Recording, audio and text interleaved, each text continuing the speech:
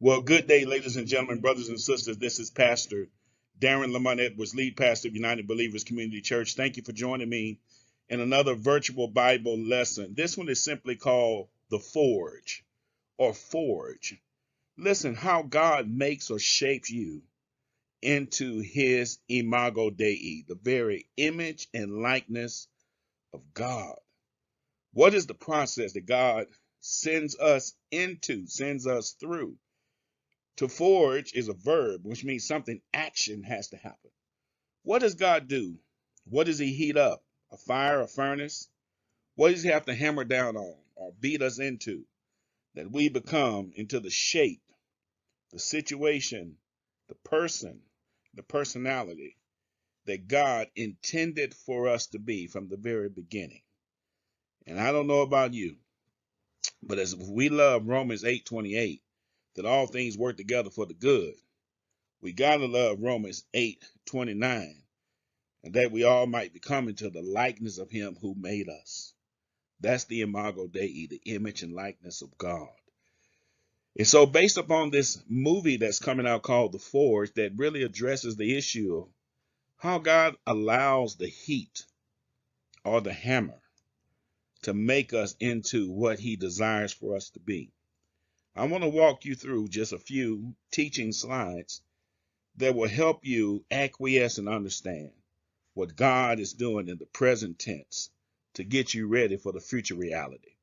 So if you'll call somebody, text somebody, tell them that the virtual Bible lesson is going down right now with Pastor Darren Lamont Edwards. Give me some thumbs up and hearts. And if you're ready for the word, just type that into the comment. I'm ready for the word. And let's see what God has to say to us. What are you doing, God? He's doing the forge. He's heating it up or he's hammering it out so that you, and you over there might become into the person that he intended for you to be. Let's go. So forge is when my faith gets refined, not refixed, refined. It's refined through the fire. Sometimes it's refined through the flood. But God is working on my faith. That word forge again is a verb. It means to form, to use concentrated effort. God is using something specific in your life to shape you, to form you into the object. Sometimes he will heat, sometimes he will hammer, but whether through the heating or the hammering, you will become in the shape that God intends for you to be. So in 1 Peter chapter 1, verse 6 and 7, it says, in this you greatly rejoice, though now for a little while. Somebody shout out a little while. Somebody type that into the comments, a little while, just a little while. Just a temporary situation. Don't lose hope in it. For a little while, you may have had to suffer. You may have to go through grief and all kinds of trials. These have come so that your faith will be of a greater worth, better than gold. And that gold that you're considering perishes. What God is doing through you, he is refining you. There it is. Through the fire, that your faith may be made genuine in him. Listen, that's the way the process works. In 1 Peter chapter 1, verse 6 and 7, somebody type that into the comments. 1 Peter chapter 1, verses 6 and 7. That's what God is doing through your situation, your circumstance, that trial, that ordeal that you're going through. God is refining your faith. Let's go. So in 2 Corinthians chapter 10, verse 5, the B portion says, take captive every thought to make it obedient to Christ. That's the part of forge. The part of God will hammer and heat up, will make you change your stinking thinking, make you change what is holding you hostage, that I can't in your life. God is taking it to become the I can do all things through Christ that strengthens you. That I am not. God is saying to you, I am. I made you to be the light of the world. I made you to be a city that sits on the hill. I made you, child of God.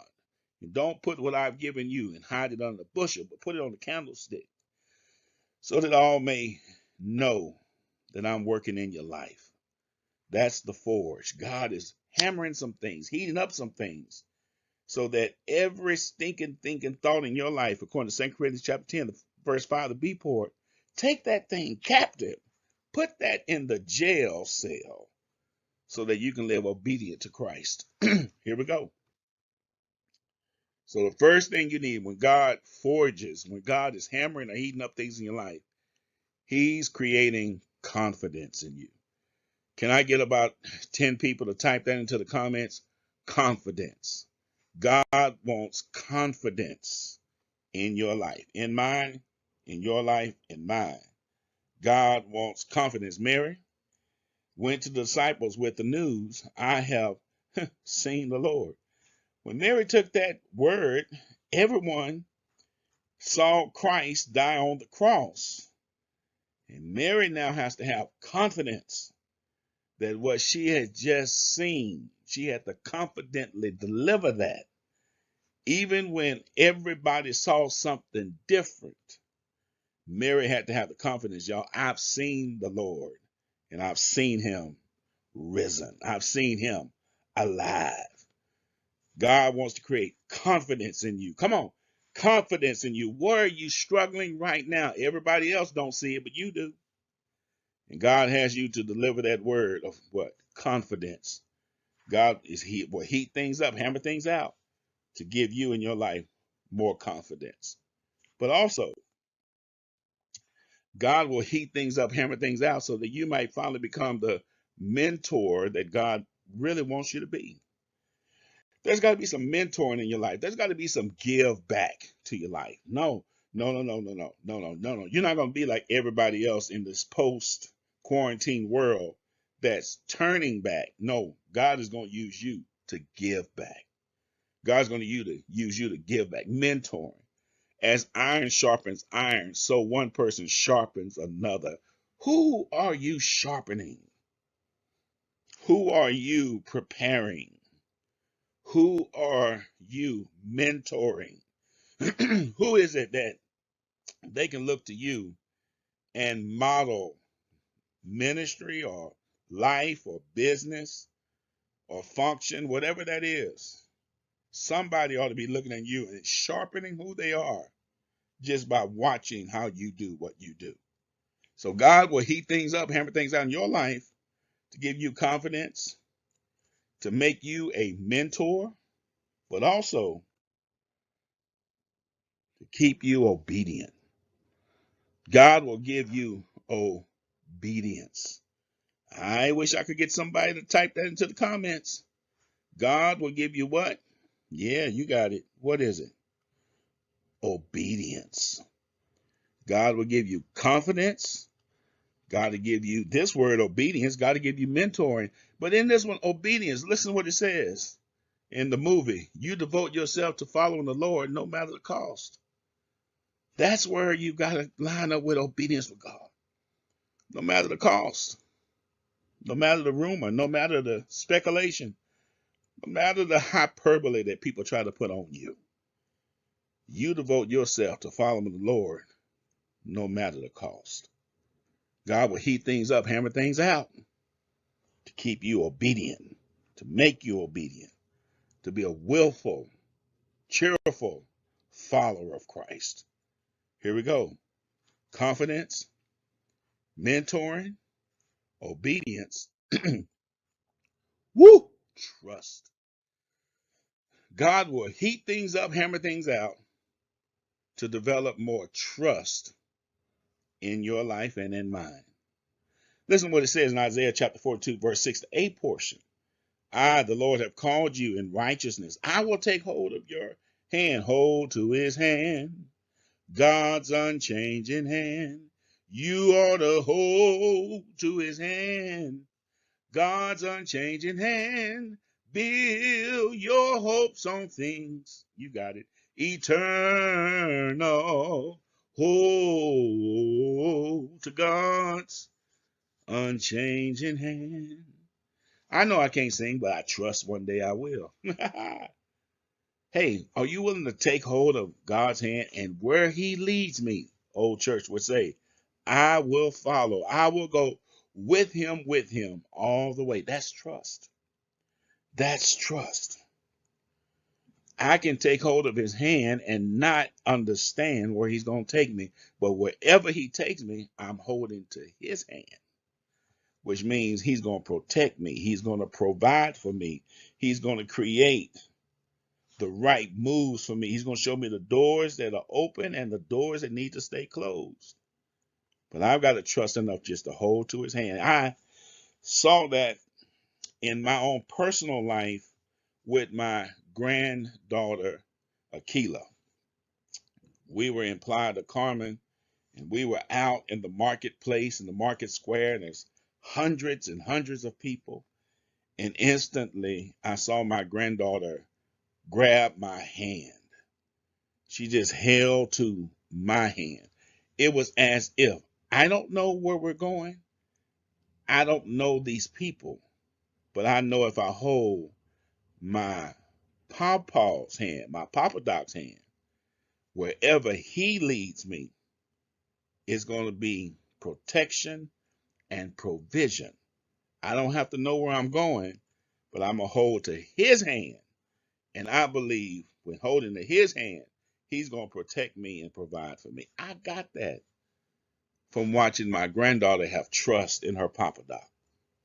So what if Akila can trust her Papa Doc, then Papa Doc ought to be able to trust an unchangeable God.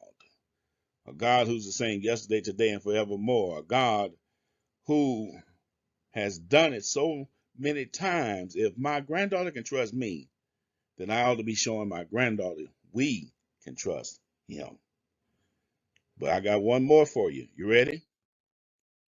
Staying positive. Staying positive. God's trying to forge that in you. To stay positive. Stop being so negative. Stop being a naysayer. Stay positive, child of God. The Lord is good to those whose hope, there it is. Hope is to see the future without seeing the future, but know that God is in the future. That's hope. Whose hope is in him, to the one who seeks him. Lamentations 3 verse 25 says, stay positive, child of God. So in the final analysis, I've given you the keys that God is going to refine in your life. I hope you wrote those keys down that I've given to you. Research them, study them. After you finish with this virtual Bible lesson, it's going to archive on this social media platform. Rewind it, share it with a brother and sister. Sit down with a small group and watch it together and have some insight and dialogue on what you believe this particular lesson is saying to you. Let God refine your faith. He's forging it. He'll allow things to heat up. He'll bring things down to hammer it out so that you can become the imago Dei, the likeness of him who made you.